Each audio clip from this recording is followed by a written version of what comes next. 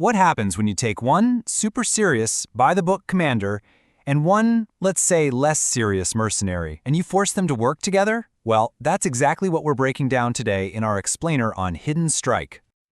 Alright, so this whole thing really kicks off with two guys who are, like, polar opposites. You've got one who's a master of nicknames, always got a joke ready, and is great at thinking on his feet. And the other guy? Yeah, he's not like that. At all.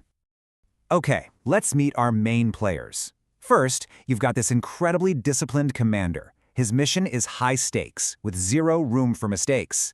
And then there's his complete opposite. A hired gun who actually has a pretty good reason for what he's doing, and it's not just about the paycheck. So let's really get into it. On one hand, you have Commander Lou. He's a top-tier security pro, and he's in the middle of a super important evacuation. Then, you've got Chris Van Horn. He's an ex-special ops guy, but his main concern right now is his village, which is literally running out of water. You can just feel these two worlds are about to smash into each other. And this right here? This is the number that just throws gasoline on the fire. $100,000, that's what Chris needs. It's not for him. It's bribe money to get the water turned back on for his entire village. You see, a new dam cut them off completely. So, yeah, he's pretty desperate. So how's he going to get that kind of money? Well, he and his brother, they take a job. And here's the kicker. The job is to attack Commander Luo's convoy. Yep, this is where it all starts to go sideways. Now you might be wondering, why would Loa even take such a dangerous route? Well, he doesn't have a choice. Every other road is blocked by rebels, so they're forced onto this highway of death. It's the fastest way to the safe zone, sure, but it also paints a giant target on their backs. And boom, this is where Chris's team makes their move. They launch this huge ambush, thinking they're just hitting some criminal big shot. What they don't know is that they're being played. The whole thing just erupts into total chaos. But here's the thing. In the middle of this massive firefight, both Lou and Chris start to get this feeling. This doesn't feel right. Something is off. And they slowly start to realize, hey, maybe we're not the real enemies here. Maybe we're just pieces on a much bigger chessboard. And there's our puppet master. Meet Owen Paddock. Turns out, he's an executive at the very company Lou is trying to protect. He's the guy who hired Chris for the ambush. So, wait a minute. He hired a team to attack his own company? Something much bigger is going on here.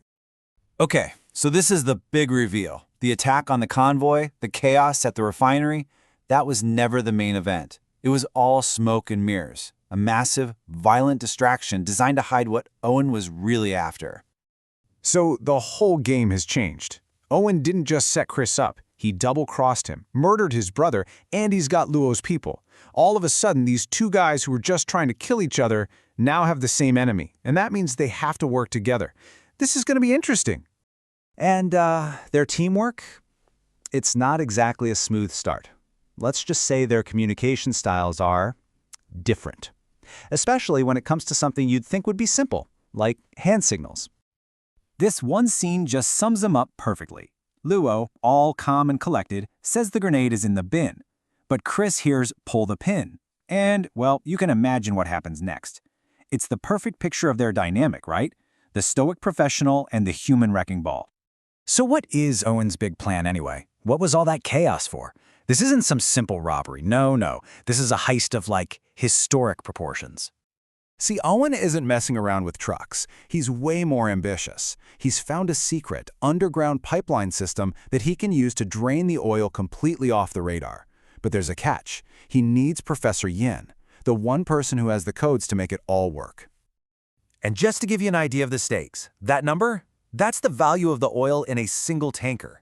And no, it's not planning on stopping at one. We're talking about a mind-boggling amount of money. This is a massive, massive operation. So Owen's whole plan is like a house of cards. It rests on these 5 key steps. Everything has to go perfectly, and that's the opening for our heroes. If they can just knock out one of these steps, the entire heist could come crashing down.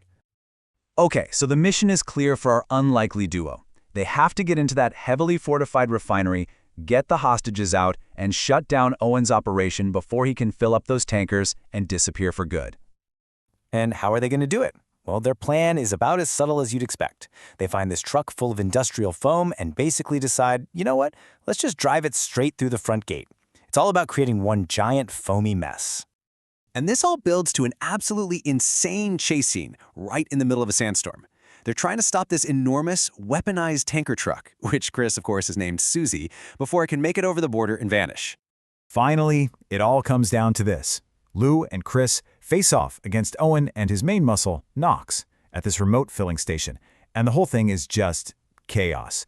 We're talking exploding foam, sinking trucks, the works. So when all the smoke clears and the day is finally saved, you can tell these two have earned each other's respect. It's a bit of a grudging respect, for sure, but it's there. And Lou kind of slides right into that wise old mentor role.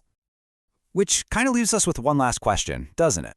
I mean, sure, they saved the day, stopped a $100 million heist, but can you ever really be on the same page with a guy who thinks that is the hand signal for the number 9?